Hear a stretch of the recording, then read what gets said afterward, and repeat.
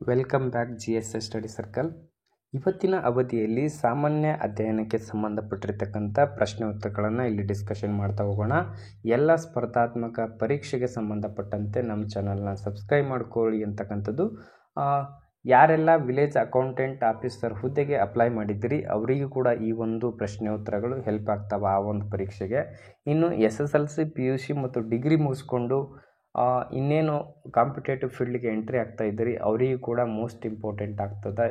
ಯಾವೆಲ್ಲ ಸ್ಪರ್ಧಾತ್ಮಕ ಪರೀಕ್ಷೆಯಲ್ಲಿ ಪ್ರಶ್ನೆಗಳು ಯಾವ ರೀತಿ ಕೇಳ್ತಾರೆ ಅಂತಕ್ಕಂಥದ್ದು ಕೂಡ ಇಂಪಾರ್ಟೆಂಟ್ ಆಗಿರ್ತದೆ. ಅದಕ್ಕೋಸ್ಕರ ಕೊನೆ ತನಕ ವಿಡಿಯೋನ ನೋಡಿ ಅಂತಕ್ಕಂಥದ್ದು. ಬನ್ನಿ ಮೊದಲ ಪ್ರಶ್ನೆ ನೋಡ್ತಾ ಹೋಗೋಣ. ಸಂಸತ್ತಿನ ಜಂಟಿ ಅಧಿವೇಶನದ ಅಧ್ಯಕ್ಷ ಸ್ಥಾನವನ್ನು ಯಾರು ವಹಿಸಿಕೊಂಡಿರ್ತಾರೆ ಅಂತಕ್ಕಂಥ ಪ್ರಶ್ನೆ ಇದೆ. ಸಂಸತ್ತಿನ ಜಂಟಿ ಅಧಿವೇಶನದ ಅಧ್ಯಕ್ಷರು ಯಾರಾಗಿರ್ತಾರೆ? ಪ್ರಧಾನಮಂತ್ರಿ, ಅಧ್ಯಕ್ಷರು, ಲೋಕಸಭೆಯ ಸ್ಪೀಕರ್, ಮುಖ್ಯಮಂತ್ರಿಗಳು ಅಂತಕ್ಕಂಥ ಆಯ್ಕೆ ಇದೆ. ಇಲ್ಲಿ ಅಧ್ಯಕ್ಷರು ಅಂದರೆ ರಾಷ್ಟ್ರಪತಿಗಳು ಅಂತಕ್ಕಂಥದ್ದು. ರಾಷ್ಟ್ರಪತಿಗಳು. ಸಂಸತ್ತಿನ ಜಂಟಿ ಅಧಿವೇಶನದ ಅಧ್ಯಕ್ಷ ಸ್ಥಾನವನ್ನು ಲೋಕಸಭೆಯ ಸ್ಪೀಕರ್ ಅವರು ವಹಿಸಿಕೊಂಡಿರುತ್ತಾರೆ. ಸರಿಯಾದ ಉತ್ತರ ಆಯ್ಕೆ 3. ಅಧ್ಯಕ್ಷರ ಚುನಾವಣೆಗೆ ಸಂಬಂಧಿಸಿದ ವಿವಾದಗಳು ಯಾರು ನಿರ್ಧರಿಸುತ್ತಾರೆ? ಇಲ್ಲಿ ರಾಷ್ಟ್ರಪತಿಗಳ ಚುನಾವಣೆಗೆ ಸಂಬಂಧಪಟ್ಟಂತೆ ಏನಾದರೂ ವಿವಾದಗಳು ಉಂಟಾದಲ್ಲಿ ಯಾರು ಬಗೆಹರಿಸುತ್ತಾರೆ ಅಂತಕ್ಕಂಥ ಅಥವಾ ಯಾರು ನಿರ್ಧರಿಸುತ್ತಾರೆ ಅಂತಕ್ಕಂಥ ಪ್ರಶ್ನೆ ಇದೆ. ಸರ್ವೋಚ್ಚ ನ್ಯಾಯಾಲಯ, ಚುನಾವಣಾ ಆಯೋಗ, ಸಂಸತ್ತು, ಸುಪ್ರೀಂ ಕೋರ್ಟ್ ಮತ್ತು ಹೈಕೋರ್ಟ್ ಎರಡೂ ಅಂತಕ್ಕಂಥದ್ದು ಆಯ್ಕೆ ಇದ್ದಾವೆ. ಇಲ್ಲಿ ಅಧ್ಯಕ್ಷರ ಚುನಾವಣೆಗೆ ಸಂಬಂಧಿಸಿದ ವಿವಾದಗಳು ಸರ್ವೋಚ್ಚ ನ್ಯಾಯಾಲಯ ನಿರ್ಧರಿಸುತ್ತದೆ ಅಂತಕ್ಕಂಥದ್ದು ಸರಿಯಾದ ಉತ್ತರವಾಗಿದೆ. ಭಾರತದ ಸುಪ್ರೀಂ ಕೋರ್ಟ್ ಈ ಒಂದು ಸಮಸ್ಯೆಯನ್ನು ಬಗೆಹರಿಸುತ್ತದೆ.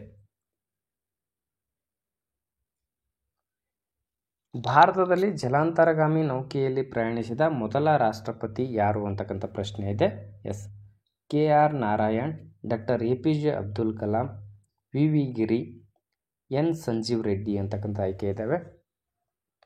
ಭಾರತದ ಜಲಾಂತರ್ಗಾಮಿ ನೌಕೆಯಲ್ಲಿ ಪ್ರಯಾಣಿಸಿದ ಮೊದಲ ರಾಷ್ಟ್ರಪತಿಗಳು ಡಾಕ್ಟರ್ APJ ಅಬ್ದುಲ್ ಕಲಾಂ ಅವರು ಆಗಿದ್ದಾರೆ. ಆಯ್ಕೆ 2 ಸರಿಯಾಗಿರ್ತಕ್ಕಂಥದ್ದು. ಭಾರತದ ರಾಷ್ಟ್ರಪತಿ ಮತ್ತು ಉಪರಾಷ್ಟ್ರಪತಿ ಕಚೇರಿಗಳು ಖಾಲಿ ಇರುವಾಗ ಅವರ ಕೆಲಸವನ್ನು ಯಾರು ಮಾಡುತ್ತಾರೆ? ದೇಶದಲ್ಲಿ ರಾಷ್ಟ್ರಪತಿ ಮತ್ತು ಉಪರಾಷ್ಟ್ರಪತಿಗಳ ಹುದ್ದೆಗಳು ಏಕಕಾಲದಲ್ಲೇ ಖಾಲಿಯಾದ ಸಂದರ್ಭದಲ್ಲಿ ಅವರ ಹುದ್ದೆಯನ್ನು ಯಾರು ನೋಡ್ಕೋತಾರೆ ಅಂದರೆ ಪ್ರಧಾನಮಂತ್ರಿಗಳು, ಗೃಹ ಸಚಿವರು, ಭಾರತ ಮುಖ್ಯ ನ್ಯಾಯಮೂರ್ತಿ, ಲೋಕಸಭೆಯ ಸ್ಪೀಕರ್ ಅಂತಕ್ಕಂಥ ಆಯ್ಕೆಗಳಿದ್ದಾವೆ. ಈ ಒಂದು ಪ್ರಶ್ನೆಗೆ ಸರಿಯಾದ ಉತ್ತರ ಆಯ್ಕೆ 3 ಸರಿಯಾಗಿರ್ತಕ್ಕಂಥದ್ದು. ಭಾರತದ ಮುಖ್ಯ ನ್ಯಾಯಮೂರ್ತಿಗಳು ಆ ಒಂದು ಹುದ್ದೆಯ ಕಾರ್ಯವನ್ನು ಮಾಡುತ್ತಾರೆ ಅಂತಕ್ಕಂಥದ್ದು ಸರಿಯಾದ ಉತ್ತರವಾಗಿದೆ. ಕೆಳಗಿನವರಲ್ಲಿ ಯಾರು ಭಾರತದ ಪ್ರಧಾನಮಂತ್ರಿಯನ್ನು ನೇಮಿಸುತ್ತಾರೆ? ಭಾರತದ ರಾಷ್ಟ್ರಪತಿ, ಭಾರತದ ಮುಖ್ಯ ನ್ಯಾಯಮೂರ್ತಿ, ಅಟಾರ್ನಿ ಜನರಲ್, ರಾಜ್ಯಪಾಲರು. ಭಾರತದ ಪ್ರಧಾನಮಂತ್ರಿಗಳನ್ನು ಯಾರು ನೇಮಕ ಮಾಡ್ತಾರೆ ಅಂದರೆ ಭಾರತದ ರಾಷ್ಟ್ರಪತಿಗಳು ನೇಮಿಸುತ್ತಾರೆ ಅಂತಕ್ಕಂಥದ್ದು ಆಯ್ಕೆ 1 ಸರಿಯಾಗಿರ್ತಕ್ಕಂಥದ್ದು.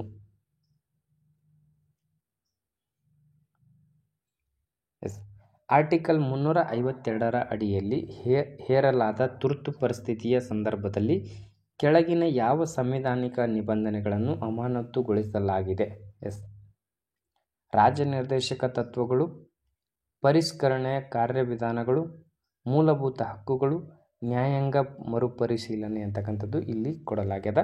352ರ ಅಡಿಯಲ್ಲಿ ತುರ್ತು ಪರಿಸ್ಥಿತಿ ಹೇರಿದ ಸಂದರ್ಭದಲ್ಲಿ ಯಾವ ಒಂದು ನಿಬಂಧನೆ ಅಮಾನತುಗೊಳಿಸಲಾಗಿದೆ ಅಥವಾ ನಿರ್ಬಂಧದಲ್ಲಿ ಇಡಲಾಗುತ್ತದೆ ಅಂತಕ್ಕಂಥ ಪ್ರಶ್ನೆ ಇದೆ. ಇಲ್ಲಿ ಆಯ್ಕೆ 3 ಸರಿಯಾಗಿರ್ತಕ್ಕಂಥದ್ದು. ಮೂಲಭೂತ ಹಕ್ಕುಗಳು ನಿಬಂಧನೆಗೆ ಒಳಪಡುತ್ತದೆ ಅಂತಕ್ಕಂಥದ್ದು ಸರಿಯಾದ ಉತ್ತರವಾಗಿದೆ. ಮುಂದಿನ ಪ್ರಶ್ನೆ, ಕೆಳಗಿನ ಯಾವ ಲೇಖನಗಳು ತುರ್ತು ನಿಬಂಧನೆಗೆ ಕುರಿತು ವ್ಯವಹರಿಸುತ್ತವೆ? ಅಂದರೆ ಭಾರತದಲ್ಲಿ ತುರ್ತು ಪರಿಸ್ಥಿತಿ ಸಂದರ್ಭಗಳು ಯಾವ ಒಂದು ವಿಧಿಯ ಅಡಿಯಲ್ಲಿ ನಿರ್ಧಾರವಾಗುತ್ತವೆ ಅಂತಕ್ಕಂಥದ್ದು ಗುರುತಿಸಬೇಕು. ಲೇಖನ 32, 226 ಅಂತಕ್ಕಂಥದ್ದಿದೆ. ಆರ್ಟಿಕಲ್ 350 ಮತ್ತು 351. ಲೇಖನಗಳು 352, 356, 360 ಅಂತಕ್ಕಂಥದ್ದು.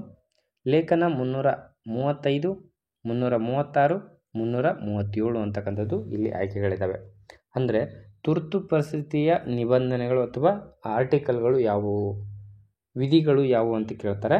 ಎಸ್, ಈ ಒಂದು ಪ್ರಶ್ನೆಗೆ ಸರಿಯಾದ ಉತ್ತರ ಲೇಖನಗಳು 352, 356, 360 ಅಂತಕ್ಕಂಥದ್ದು ಸರಿಯಾದ ಉತ್ತರ.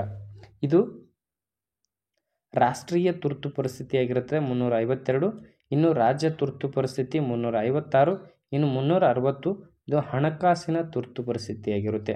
ಹಣಕಾಸಿನ ತುರ್ತು ಪರಿಸ್ಥಿತಿ ಇಲ್ಲಿವರೆಗೂ ಭಾರತದಲ್ಲಿ ಒಂದು ಬಾರಿಯೂ ಕೂಡ ಹಣಕಾಸಿನ ತುರ್ತು ಪರಿಸ್ಥಿತಿಯನ್ನು ಘೋಷಣೆ ಆಗಿಲ್ಲ ಅಂತಕ್ಕಂಥದ್ದು ಗಮನಿಸಬಹುದು.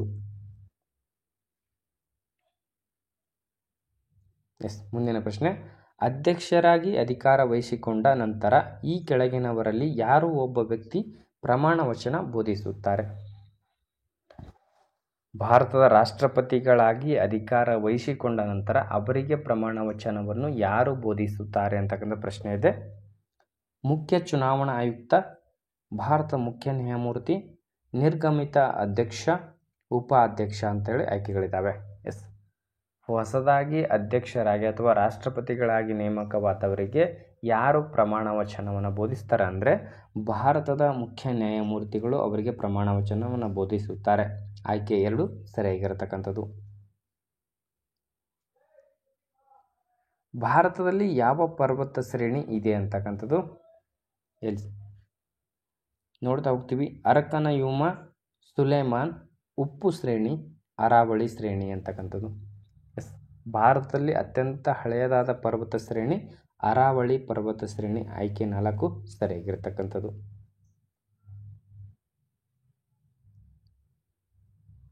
ಜೈ ಜವಾನ್ ಜೈ ಕಿಸಾನ್ ಈ ಘೋಷಣೆಯನ್ನು ನೀಡಿದವರು ಯಾರು ಅಂತಕ್ಕಂಥದ್ದು. ಎಸ್, ಲಾಲ್ ಬಹದ್ದೂರ್ ಶಾಸ್ತ್ರಿ, ಚಂದ್ರಶೇಖರ್ ಆಜಾದ್, ಚರಣ್ ಸಿಂಗ್, ಭಗತ್ ಸಿಂಗ್ ಅಂತಕ್ಕಂಥದ್ದು ಆಯ್ಕೆಗಳಿದ್ದಾವೆ. ಜೈ ಜವಾನ್ ಜೈ ಕಿಸಾನ್ ಅಂತಕ್ಕಂಥ ಘೋಷಣೆಯನ್ನು ನೀಡಿದವರು ಲಾಲ್ ಬಹದ್ದೂರ್ ಶಾಸ್ತ್ರೀಜಿಯವರು. ಆಯ್ಕೆ 1 ಸರಿಯಾಗಿರ್ತಕ್ಕಂಥದ್ದು.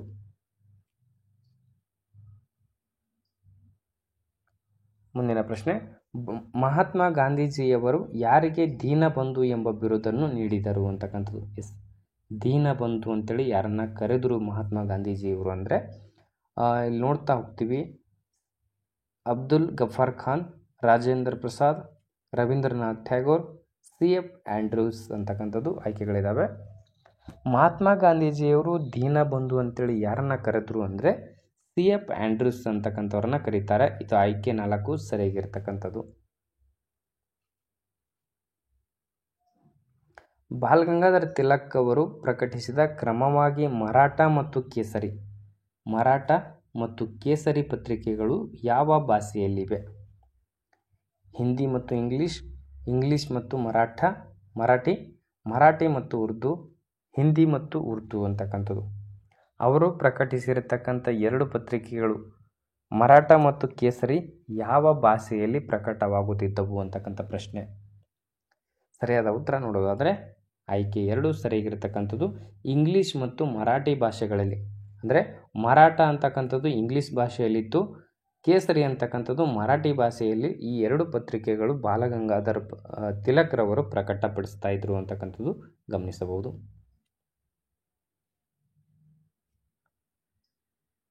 ಮುಂದಿನ ಪ್ರಶ್ನೆ ನೋಡೋಣ.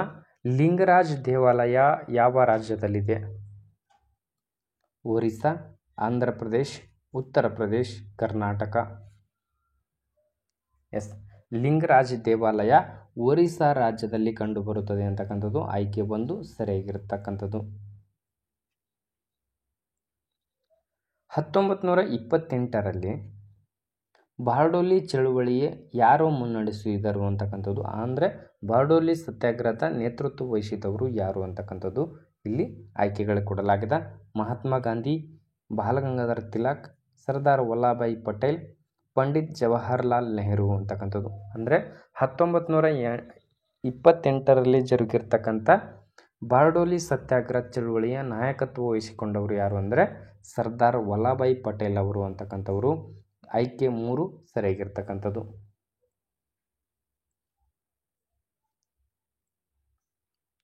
ಕಲ್ಕತ್ತಾದಲ್ಲಿ ಮೊದಲ ನ್ಯಾಯಾಲಯವನ್ನು ಯಾರ ಕಾಲದಲ್ಲಿ ಸ್ಥಾಪಿಸಲಾಯಿತು? Yes, Robert Clive, Dalhousie, Warren Hastings, Canning ಅಂತಕ್ಕಂಥದ್ದು ಆಯ್ಕೆಗಳಿದ್ದಾವೆ. ಕಲ್ಕತ್ತಾದಲ್ಲಿ ಮೊದಲ ನ್ಯಾಯಾಲಯ ಸ್ಥಾಪಿಸಲಾಯಿತು 1773ರಲ್ಲಿ ಸ್ಥಾಪಿಸಲಾಯಿತು. ಕಲ್ಕತ್ತಾದಲ್ಲಿ ಯಾರ ಒಂದು ಕಾಲದಲ್ಲಿ ಅಂದರೆ ಅದು ವಾರನ್ ಹೆಸ್ಟಿಂಗ್ಸ್ನವರ ಕಾಲದಲ್ಲಿ. ಆಯ್ಕೆ 3 ಸರಿಯಾಗಿರ್ತಕ್ಕಂಥದ್ದು.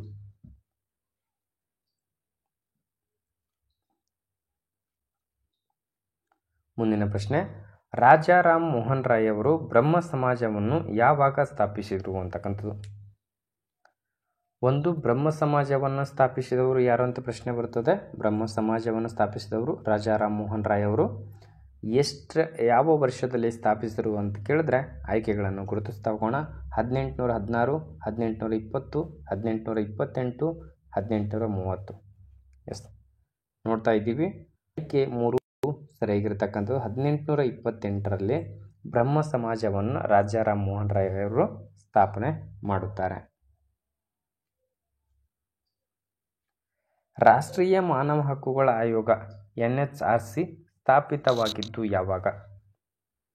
1993, 1995, 1997, 1999. NHRC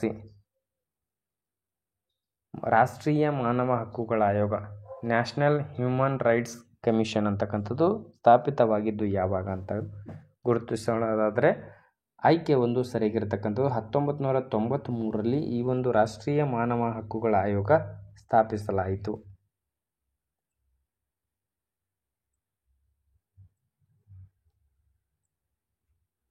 ಜೈಪುರ, ದೆಹಲಿ, ಮಥುರಾ ಮತ್ತು ಉಜ್ಜಯಿನಿಯಲ್ಲಿ ಜಂತರ್ ಮಂತರ್ ಎಂಬ ಹೆಸರಿನ ವೀಕ್ಷಣಾಲಯ ನಿರ್ಮಿಸಿದವರು ಯಾರು?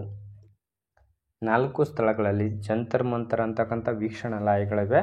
ಜೈಪುರ್, ದೆಹಲಿ, ಮಥುರಾ ಮತ್ತು ಉಜ್ಜಯಿನಿಗಳಲ್ಲಿ. ಇವುಗಳನ್ನು ನಿರ್ಮಿಸಿದವರು ಯಾರು ಅಂತ ಕೇಳ್ತಾರೆ. ಸವಾಯಿ ಜೈಸಿಂಗ, ರಾಣಾ ಪ್ರತಾಪ್, ಮಾನಸಿಂಗ, ಸೂರ್ಜಮಲ್ ಅಂತಕ್ಕಂಥವರು ಆಯ್ಕೆಗಳಿದ್ದಾವೆ. ಈ ಒಂದು ಜಂತರ್ ಮಂತರ್ ಹೆಸರಿನ ವೀಕ್ಷಣಾಲಯಗಳನ್ನು ನಿರ್ಮಿಸಿದವರು ಸವಾಯಿ ಜೈಸಿಂಗ್ ಅಂತಕ್ಕಂಥವ್ರು. ಆಯ್ಕೆ 1 ಸರಿಯಾಗಿರ್ತಕ್ಕಂಥದ್ದು. ಎಸ್, ಭಾರತ ಸಂವಿಧಾನವನ್ನು ಅರ್ಥೈಸಲು ಯಾವ ಸಂಸ್ಥೆಯು ಅಂತಿಮ ಅಧಿಕಾರ ಹೊಂದಿದೆ? ಭಾರತ ಸಂವಿಧಾನವನ್ನು ಅರ್ಥೈಸಿಕೊಳ್ಳುವಲ್ಲಿ ವಿಫಲವಾದಾಗ ಅಂತಿಮವಾದ ಅಧಿಕಾರ ಯಾರಿಗಿದೆ ಅಂತ ಕೇಳ್ತಾರೆ. ಸಂಸತ್ತು, ಭಾರತದ ಸರ್ವೋಚ್ಚ ನ್ಯಾಯಾಲಯ. ಎಸ್, ಸಂಸತ್ತು, ಭಾರತ ಸರ್ವೋಚ್ಚ ನ್ಯಾಯಾಲಯ, ಅಧ್ಯಕ್ಷರು, ಭಾರತದ ಅಟಾರ್ನಿ ಜನರಲ್. ಎಸ್, ಭಾರತದ ಸಂವಿಧಾನ ಅರ್ಥೈಸಲು ಯಾವ ಸಂಸ್ಥೆಯು ಅಂತಿಮ ಅಧಿಕಾರ ವಹಿಸಿಕೊಂಡಿದೆ ಅಂದರೆ ಭಾರತದ ಸರ್ವೋಚ್ಚ ನ್ಯಾಯಾಲಯ ಅಂದರೆ ಸುಪ್ರೀಂ ಕೋರ್ಟ್ಗೆ ಆ ಒಂದು ಅಂತಿಮ ಅಧಿಕಾರ ಇದೆ ಅಂತಕ್ಕಂಥದ್ದು. ಆಯ್ಕೆ 2 ಸರಿಯಾಗಿರ್ತಕ್ಕಂಥದ್ದು. ಸಂವಿಧಾನಿಕ ಪರಿಹಾರದ ಹಕ್ಕು ಇದರ ಅಡಿಯಲ್ಲಿ ಬರುತ್ತದೆ. ಎಸ್, ಕಾನೂನಿನ ಹಕ್ಕು, ಮೂಲಭೂತ ಹಕ್ಕು, ಮಾನವ ಹಕ್ಕುಗಳು, ನೈಸರ್ಗಿಕ ಹಕ್ಕುಗಳು. ಆನ್ಸರ್ ಗೊತ್ತಿದ್ದರೆ ಕಮೆಂಟ್ ಬಾಕ್ಸ್ನಲ್ಲಿ ಕಮೆಂಟ್ ಮಾಡಿ. ಸಂವಿಧಾನಿಕ ಪರಿಹಾರದ ಹಕ್ಕು ಇದರ ಅಡಿಯಲ್ಲಿ ಬರುತ್ತದೆ. ಎಸ್, ಆಯ್ಕೆ 2 ಸರಿಯಾಗಿರತಕ್ಕಂಥದ್ದು. ಮೂಲಭೂತ ಹಕ್ಕುಗಳ ಅಡಿಯಲ್ಲಿ ಬರ್ತಕ್ಕಂಥದ್ದು. 32ನೇ ವಿಧಿಯಡಿಯಲ್ಲಿ ಸುಪ್ರೀಂ ಕೋರ್ಟ್ನಲ್ಲಿ ಸಂವಿಧಾನಿಕ ಪರಿಹಾರದ ಹಕ್ಕನ್ನು ಪಡಿಬಹುದು ಅಂತಕ್ಕಂಥದ್ದು.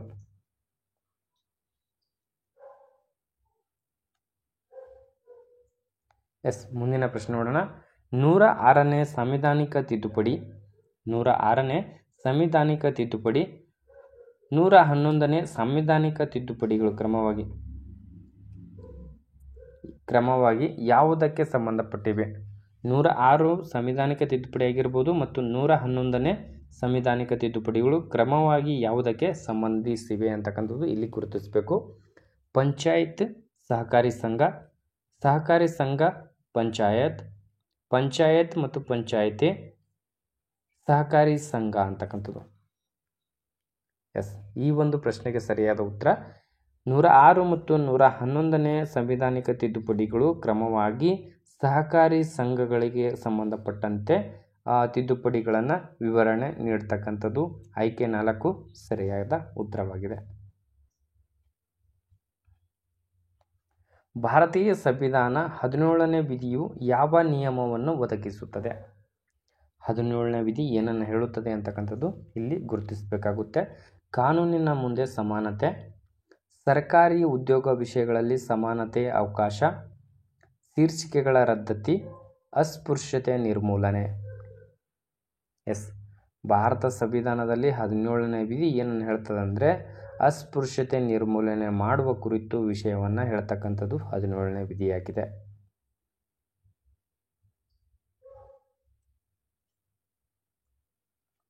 ಅಭಿನವ ಭಾರತ ಕ್ರಾಂತಿಕಾರಿಗಳ ಸಂಘ ಸ್ಥಾಪಿಸಿದವರು ಯಾರು? ಅಭಿನವ ಭಾರತ ಕ್ರಾಂತಿಕಾರಿ ಸಂಘಟನೆಯನ್ನು ಸ್ಥಾಪಿಸಿದವರು ಯಾರು ಅಂತಕ್ಕಂಥ ಪ್ರಶ್ನೆ ಇದೆ.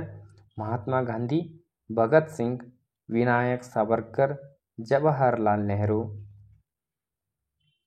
ಈ ಒಂದು ಪ್ರಶ್ನೆಗೆ ಸರಿಯಾದ ಉತ್ತರ ನೋಡೋದಾದರೆ ವಿನಾಯಕ್ ಸಾವರ್ಕರ್ ಅವರು ಅಭಿನವ ಭಾರತ ಕ್ರಾಂತಿಕಾರಿ ಸಂಘಟನೆಯನ್ನು ಸ್ಥಾಪಿಸಿದವರು. ಆಯ್ಕೆ 3 ಸರಿಯಾಗಿರ್ತಕ್ಕಂಥದ್ದು.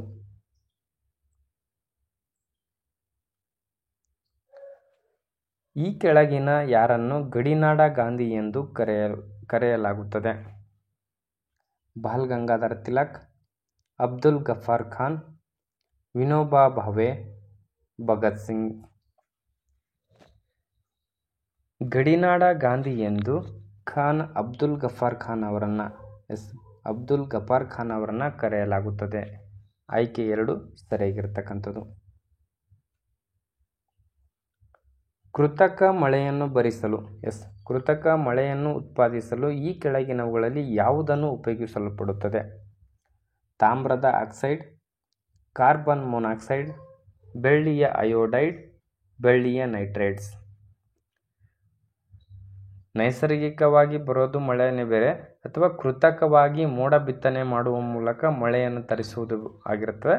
ಆ ಒಂದು ಕೃತಕ ಮಳೆ ತರಿಸುವುದಕ್ಕೆ ನಾವು ಯಾವುದನ್ನು ಬಿತ್ತನೆ ಮಾಡಲಾಗುತ್ತದೆ ಅಂದರೆ ಬೆಳ್ಳಿಯ ಅಯೋಡೈಡ್ ಅಂತಕ್ಕಂಥದ್ದು. ಆಯ್ಕೆ 3 ಸರಿಯಾಗಿರ್ತಕ್ಕಂಥದ್ದು, ಬೆಳ್ಳಿಯ ಅಯೋಡೈಡ್.